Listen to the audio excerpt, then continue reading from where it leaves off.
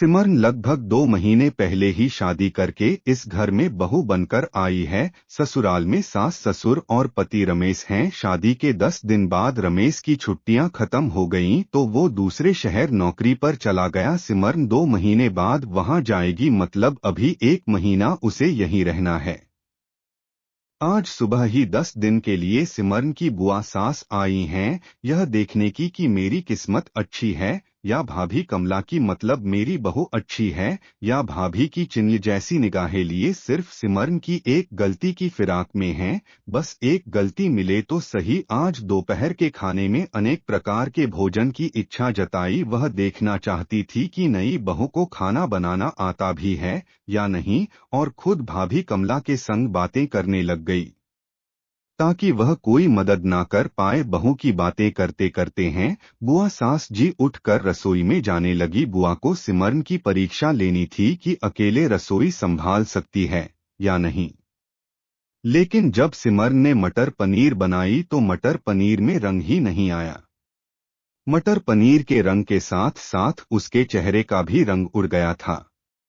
अब ठीक भी करे तो कैसे, उसे तो समझ ही नहीं आ रहा था कि आखिर गलती हुई कहाँ पर है। लेकिन यहाँ तो बाजी ही पलट चुकी थी। मटर पनीर में तो खूब पीला रंग आ चुका था।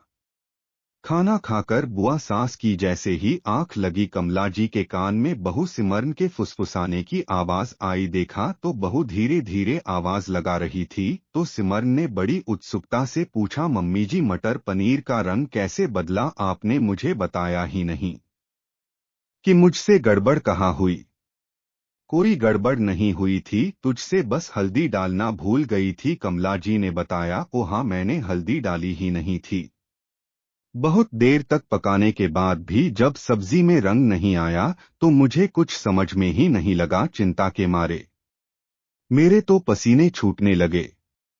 लेकिन आपने कब और कैसे ठीक की? बुआ जी तो आपको आने ही नहीं दे रही थीं। रसोई में हाँ, बहू आने तो नहीं दे रही थीं।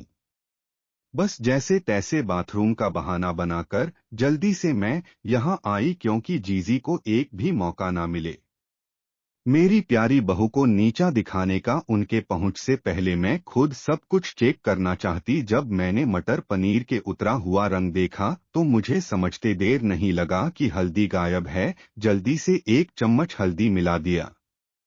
मटर भी थोड़ा कच्चा था, वो भी साथ में ठीक कर दिया। सिमरन हैरानी से सब सुन रही थी। थैंक यू मम्मी जी, जो आपने आज किया वैसा तो सिर्फ सगी माँ ही कर सकती है। सासू माँ सिमरन के सर पर हाथ फेरते हुए कहा, सास भी तो माँ जैसी ही होती है। इस तरह कमला जी और सिमरन का प्यार, सास बहू का रिश्ता माँ बेटी में बदल गया।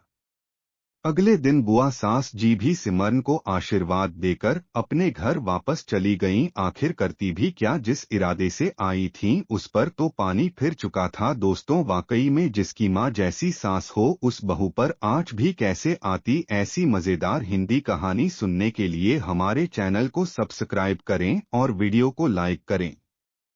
धन्यवाद।